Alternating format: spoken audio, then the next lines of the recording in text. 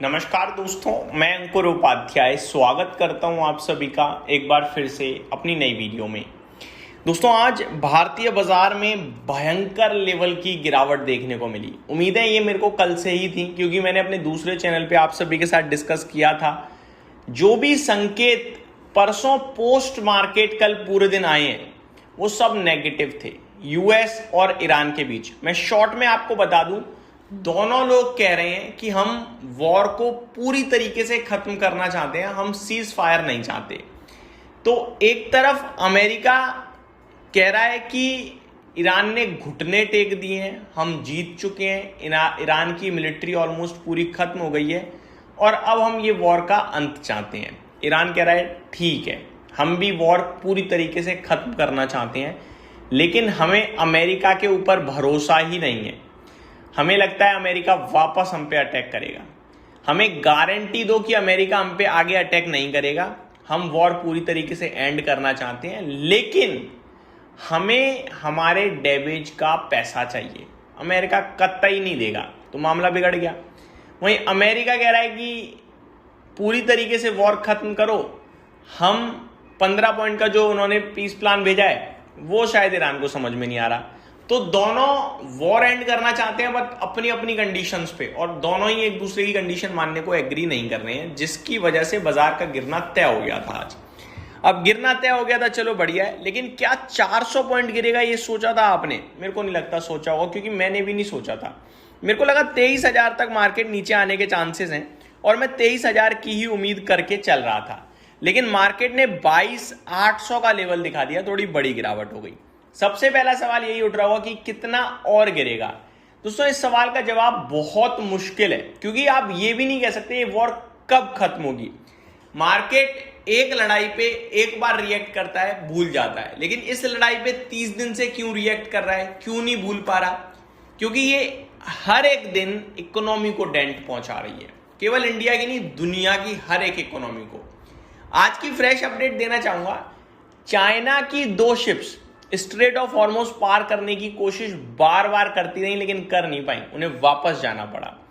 और China Iran का सच्चा साथी है, दोस्ती है इनकी आपस में। तो सोचो कितनी प्रॉब्लम है, जब दोस्त की शिप पार नहीं कर पा रही तो बाकी कैसे करेंगी। कच्चे तेल के दाम डायरेक्टली इस जंग से आप कह सकते हैं इफेक्ट खाते हैं, ठीक है। और जैसे ही कच्चा तेल ऊपर जाता है, दुनिया भर के लिए परेशानी, हर दिन इकोनॉमी को बड़ा नुकसान। करंट सिचुएशन ऐसी है कि सरकार ने पेट्रोल और डीजल के दाम ना बढ़ें, कंपनीज ज्यादा हैवी लॉसेस में ना जाएं, इसलिए सरकार ने खुद लॉस लिया है। सरकार ने इस जो एक्साइज ड्यूटी है वो 10 रुपए लीटर से कम कर दी है पेट्रोल और डीजल पे।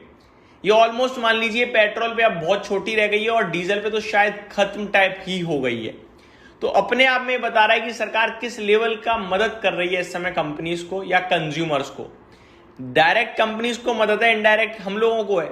अगर कंपनीज को सरकार मदद नहीं करेगी तो कंपनी प्राइस बढ़ाएंगी पेट्रोल डीजल का, और पेट्रोल डीजल का दाम बढ़ गया तो भैया हमें भी तो दिक्कत है, फिर तो हमें ही दिक्कत हुई ना। तो सरकार ने एक्साइज ड्यूटी कम करी, टैक्स कम करा। सोचो आप, तो सरकार कोशिश देखो पूरी कर रही है जितना वो कर सकती है, लेकिन कितना कर पाएगी ये देखने वाली बात है। अब मैं आप सभी के साथ आगे बात करूं तो बड़े लंबे समय बाद ऐसा दिख रहा है जहां पे जियोपॉलिटिकल टेंशन बढ़ रही है, इक्विटी मार्केट्स गिर रहे हैं, कच्चा तेल ऊपर जा रहा है और गोल्ड सिल्वर में तेजी है।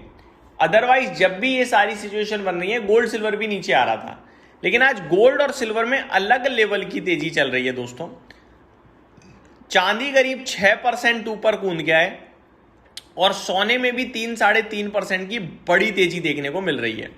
3.5% गोल्ड ऊपर है और चांदी करीब 4.5% ऊपर है। तो मैं ये कहूंगा कि तेजी काफी बड़ी और काफी शानदार है, लेकिन इस तेजी पे मुझे लगता है भरोसा उतना नहीं करना चाहिए। आपको थोड़ा सावधानी बरतें तो ज्यादा बेटर रहेगा। ब्रेंट क्रूड ये चिंता का विषय बना हुआ है और ये और चिंता का विषय बनना चाहिए, क्योंकि इस समय 3.25% ब्रेंट क्रूड ऊपर है और $111.4 प्रति बैरल पे ब्रेंट क्रूड का प्राइस आ चुका है। सरकार ने पूरी कोशिश करी है ओएमसीज को राहत देने की, 10 रुपए लीटर डीजल और पेट्रोल के दाम में एक्साइज ड्यूटी कम कर, लेकिन क्या इससे एक्चुअली में फायदा मिलेगा? फायदा नहीं, जो लॉसेस हो रहे हैं उनमें कमी जरूर आ जाएगी अभी पेट्रोल और डीजल के। आप ये समझ सकते हो पेट्रोल और डीजल 10 रुपए से महंगा हो गया, पेट्रोल डीजल कंपनीज के लिए, हमारे लिए सेम दाम है। आगे एलपीजी कमर्शियल गैस सिलेंडर जो है वो अभी भी 70% ही यूज हो पा रहे हैं, 20% एडिशनल मांगा है तब जाके ये रेस्टोरेंट वगैरह ने, तो दिख रहा है इकोनॉमी में मंदीपन आने लगा है हल्का हल्का अगर आप देखें तो। इस बीच में अगर बात करें प्रेसिडेंट ट्रम्प की, तो उन्होंने एक फैसला लिया है, जो 5 दिन की सीज फायर थी ना उसे थोड़ा और बढ़ाकर 6 अप्रैल तक कर दिया है, और ये भी कहा है कि ईरान जल्दी जाग जाओ, कहीं बहुत देर ना हो जाए, जल्दी से डील कर लो। तो अब 6 अप्रैल तक का टाइम है ईरान के पास, डील कर लें तो बढ़िया है, वरना छोटे मोटे अभी भी हमले तो हो ही रहे हैं ग्राउंड लेवल पे, और डील नहीं हुई तो फिर बड़े हमले का डर पूरा बना हुआ है। आगे डिफेंस एक्विजिशन काउंसिल ने 27 नए प्रपोजल मंजूर करे आज, 2.38 लाख करोड़ के समथिंग के। टोटल जो डिफेंस एलोकेशन है वो 6.73 लाख करोड़ के पार निकल गया है भाई साहब। तो डिफेंस पे तो गवर्नमेंट का बड़ा फोकस है, ये हमें दिख रहा है, और होना भी चाहिए, जिससे आपके हालात दुनिया भर में इस समय चल रहे हैं, देश को मजबूत बनाना बहुत जरूरी है।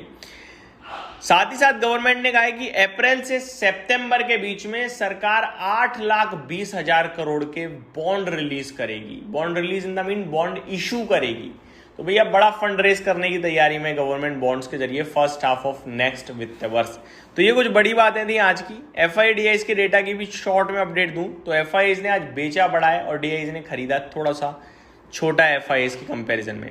डीआईआईज ने खरीदा है 3,500 करोड़ का, वहीं एफआईआईज ने बेचा है 4,300 करोड़ का, तो थोड़ा बड़ा फिगर हो गया आज सेलिंग का एक बार फिर।